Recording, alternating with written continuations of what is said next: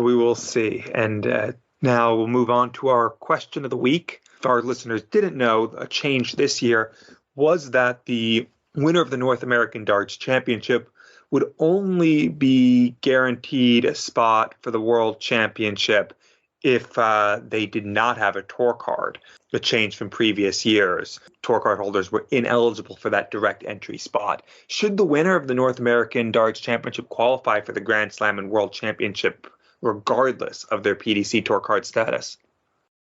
Yeah, it's a good question. And looking at our poll on Twitter at the moment, our listeners are fairly in agreement. 71% of you saying yes, 29% of you saying no. We've had a lot of feedback as well from you. I'll read a few tweets that we've had as well. Warren Allsworth saying Grand Slam yes, Worlds no.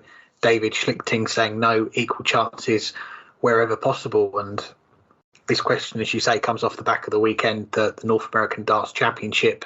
Jeff Smith would later make the final of the US Darts Masters, lose to Michael van Gerwen, but earlier in the day won that title for the second time, beating Matt Campbell 6-5 in the final. And had it been last year, not only the title, he would have got that spot in the Grand Slam and the World Championships. But the new ruling that's come into place, because he's had a tour card, this is his third year with that tour card, he's not eligible for those two spots in those major events. The PDC, they have said that place is going to be awarded to someone from the CDC, a representative from them, which is a good thing. For me, I can see both sides of the argument on this one. I do have my own opinion on it, which I'll get to in a moment, and I'm not on the fence on it, but I do understand either side of it. And on one hand, why should tour card holders from certain countries get an extra opportunity to qualify for the likes of the World Championship and the Grand Slam, making it that level playing field for the other tour card holders who don't get those chances? But on the other side, we talk about making it a level playing field for the 128 on the tour. But for me, I can't look at that tournament at the weekend and say that it was a level playing field, because the carrot, it had been taken away from some of those players. And okay, there is that prestige for winning the title, calling yourself North American champion. That is a great achievement, and there is pressure on every game. But you're telling me there wasn't more pressure on a Jim Long or an Alex Spellman, for example, who don't have tour cards, and they're not just playing for the title, they are playing for a spot in the Grand Slam and the World Championship. That's a huge payday when you add all of that together, and the experience and what else comes with it. I think for me, they have levelled the playing field as far as the tour card holders, one pool of players, but it's to the detriment of another pool of players, because, and that's just my opinion, I'd have kept it as it is for now. I don't see the reason to change it yet. And I must say, every credit to Jeff Smith for winning the title, because I can't go without mentioning that 1-6-7 finish that he threw in the US Darts Masters, that semi-final last leg decider against Luke Humphreys later on that day. Check out of the year. I think it's going to be very tough to beat. Yeah, you made some interesting points there, and I do think you can actually take it a step further.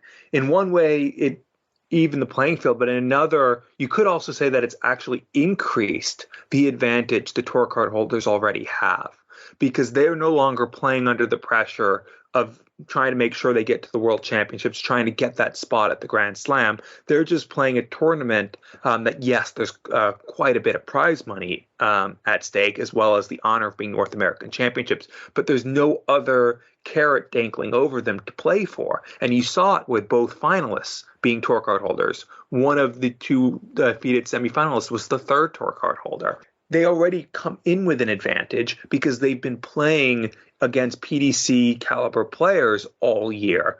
Some of them for longer, obviously. As you said, Jeff Smith's been a tour card holder for 3 years now. Matt Campbell's in his second year, as is Jules Van Dongen. So they've been playing against the overall higher caliber of player week in, week out. So they were already at an advantage. So to that regard, it actually, in some ways, increases the advantage because they're under that less level of pressure. But on the other hand, this is an event that the North America CDC is putting on, and they don't have to invite the tour card holders, but obviously the PDC wants them there, and it is good to add that extra carrot to encourage the top players to go to Q School, give the players playing the CDC circuit something to aspire to by showing the success that you can have coming out of the CDC circuit and bringing your skills over to the PDC tour. Therefore, it makes sense that they are invited. But at the end of the day, the spots come from the CDC's allocation. The CDC seemed to be allocated, varies, but somewhere around 3 spots, sometimes more, sometimes a little less, but it keeps increasing. And those go to the top CDC players as well as the North American champion. If they want to make sure that the spots go to players who are playing the CDC circuit, then banning PDC tour card holders is fair and right.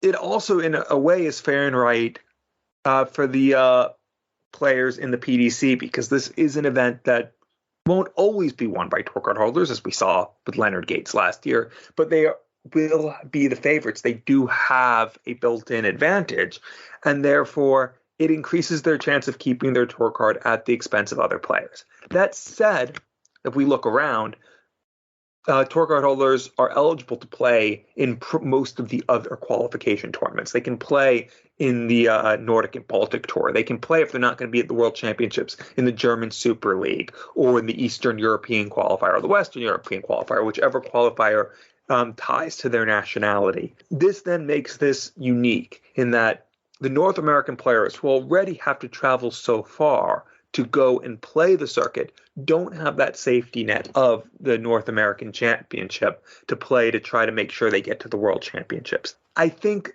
keeping that World Championship spot open would have been worthwhile, but taking away the Grand Slam spot, which is an additional bonus that gives them an advantage over other tour card holders, I think was the right move. I would have split the baby here. I think it's defensible, and I think there's every argument for it being correct. But I think to take away the World Championship spot actually works to the detriment of the North American tour card holders, especially when you look at all other nationalities, with the exception of the British players who don't have their own independent qualifier. All the other nationalities can still play their regional qualifier. Because of that, I do think this makes it unique to the disadvantage of the North American players, and I don't agree with it.